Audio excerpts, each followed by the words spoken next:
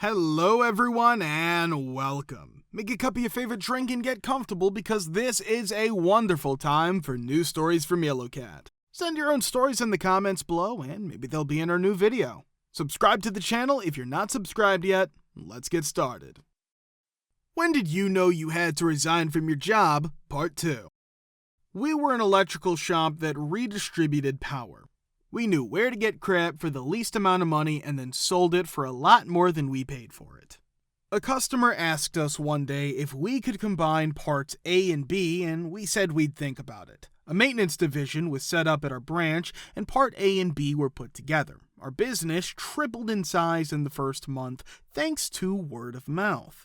Before we added a maintenance department, our branch was the worst doer out of a company with 12 branches. We started out as the worst branch, making only a tenth of what the best branch made. In the first year, we doubled, then tripled, and then made more than all the other branches put together. Before our branch opened, the company made about $15 million a year in sales. In its first year, it made $150 million.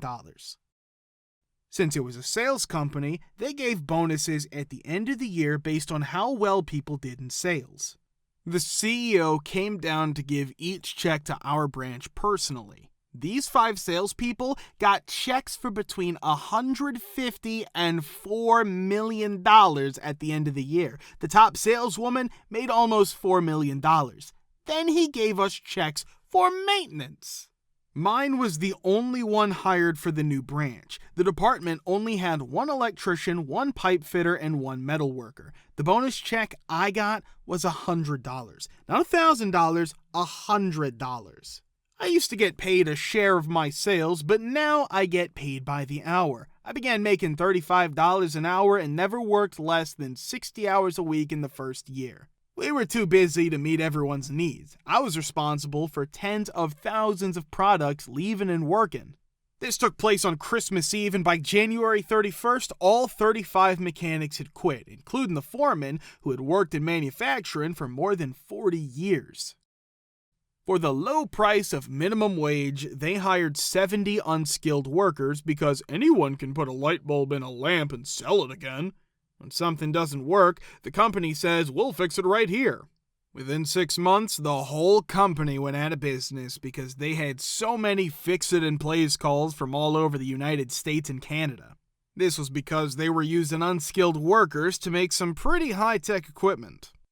I was at a job doing HVAC work when my wife called to tell me that our 17-year-old daughter had been in an accident on the way to school and was being taken to the hospital. I called my boss and told him I was leaving. I also told my helper and the other mechanic I was leaving, and then I left. I also called our office on the way to the hospital and left a message for the company boss, the person who signed my check, to let him know what was going on. When I got to work the next day, I saw that there was a line through my name, which meant I wasn't working. I asked my boss what was going on, and he told me I was suspended for a week for leaving the job site. When I called my boss, he asked how my daughter was, and then told me I had been fired for a week because I had left the job site. His logic was that I couldn't do anything about my daughter and that doing the job and getting paid was more important. This meant that I had no right to leave the job site. I took a week off, went home, and then came back to work. When I got there, my immediate supervisor told me he was leaving and I was in charge. I asked him if everything was okay and he said it was, but because it was a nice day, he went to Busch Gardens with his kids instead of working because he had made up with his boss. I sent all the helpers home about 5 minutes after he left, got back in my work truck and drove back to our main office/warehouse.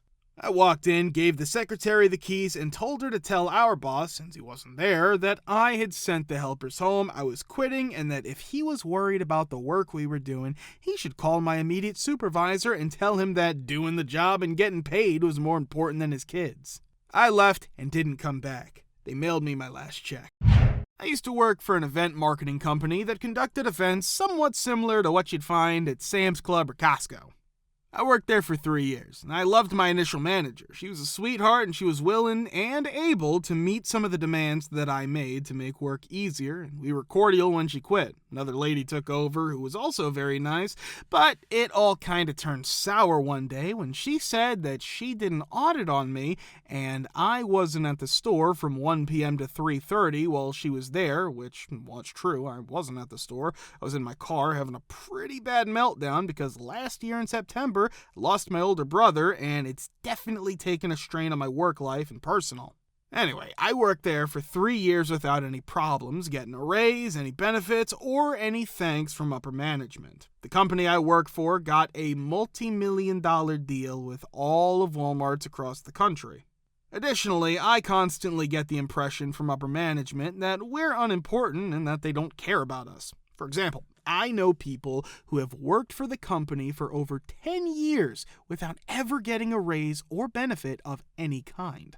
Additionally, there are absolutely no opportunities for advancement. She called me one day and informed me that HR was conducting an investigation since I wasn't present at the store, and I was suspended indefinitely. About an hour later, I took it upon myself to send in my resignation letter to her, and I soon thereafter got a call from HR asking why I was resigning. I told them why. The HR representative was not happy that I was leaving. She wanted me to stay on, but I continuously said no. The one lesson I learned from that was to recognize your value and know when to give up. Worked for a company that worked with railroads and heavy equipment. They set up communications, upgrades, programming, and had a full repair and service shop. When I was hired, I was told it was a 5-day-a-week, 40-hour job with 9 paid hours and an hour for lunch. On Fridays, you work 4 hours and have an hour for lunch. We had about 40 employees at first, so it wasn't too bad. I saw right away that a few of them left every month for other jobs because they didn't seem to enjoy working there. Soon, I was in charge of my own crew and the only one who could fix problems and program because the guy who knew how to do that had quit. At the end of the year, we started our busy season because businesses had money to spend on repairs they needed to make by the end of the year to keep their budgets high. I quickly learned why everyone was so eager to quit. 5 days, 40 hours of work turned into, we need you here at 3 a.m. to work until 7 p.m. randomly, staying late on Fridays with no warning, and being scheduled to work Saturday when you're leaving on Friday, which made a lot of people call off. At this point, there were about 17 to 20 guys, and on Saturdays, only about 6 people showed up. We had to work long hours, and sometimes they'd make us skip steps or send work that wasn't finished. We've sent out a lot of trains that didn't have working speedometers, brake lines that weren't fully tested, horns, or other warning devices. We tried to bring that up, but they yelled at us, and they sent them out anyway because they had to. As a crew, we chose to save time and not spend too much time wiring things up neatly so that we could test the brake, safety, and other things before they pushed them out. Everyone who worked there wanted to leave, and I'd been looking for work for a few weeks. We had to go through safety checks at work to make sure that all the safety gear, like fire extinguishers, worked. They wanted it gone that day, so we found a lot of problems and fixed some of them. They sent it out with broken headlights, wipers, the toilet, and a few other things I can't remember. It was a Friday, and then I got a call offering me a job. It wasn't something I wanted long-term, but paid more and was a better environment, so I accepted. Safety issues were getting old. That train doesn't stop. People could die. Those lights don't work at night, and the speed doesn't work. I wouldn't sign any of the jobs that were going out because I didn't agree with them, so my boss did. I left on that Friday night and texted the boss that I was quitting, but would work the following week because I knew we had no work to do. Otherwise, I was gone. I went in for 2 days to F off and hang out with my friends there and to get my tools and then packed up my car after everyone left and left that place. A lot of the people I knew who were still there quickly left. They lost their biggest, most valuable customer because I was the only one who could program and do some of our regular tasks. They were caught doing some shady stuff too, and soon after they lost most of their railroads. Could you share about a negative experience you had with a homeowners association? Part 2. My HOA has its own leak detection system that can connect to Wi-Fi and turn off the water remotely if too much is used, which could happen if the water heater isn't working right. There was only one financial advisor contacted before the project started, and we were the only HOA to ask for this. The plumbing company is owned by the HOA head's friend. The HOA's financial advisor said it was fine to use our reserve to pay for the $1 million project. My HOA dues went up 40% in 1 year because of this project, which doesn't even work because it's still not installed and active, and they don't even know if it will work. On the other hand, my mortgage is lower than my HOA dues. Turns out that after giving the project the go-ahead, the HOA talked to another financial advisor who told them they should never have paid for the project with reserves. Now, the state could take over the HOA because they don't have enough money in their reserves. A vote agreed to go ahead with the project. When not enough people voted in favor, the HOA pushed back the voting until they had enough votes, and they used false information to get those votes. We may have to pay more each year for HOA dues to fix the damage done to our reserve. This story isn't really mine. This is mostly my parents' story, but I lived with them at the time. They got a ticket because our mailbox was too dirty. And even after my dad power washed it, they kept trying to fine us and even sent us pictures. My dad had to look up what too dirty meant because things got so bad.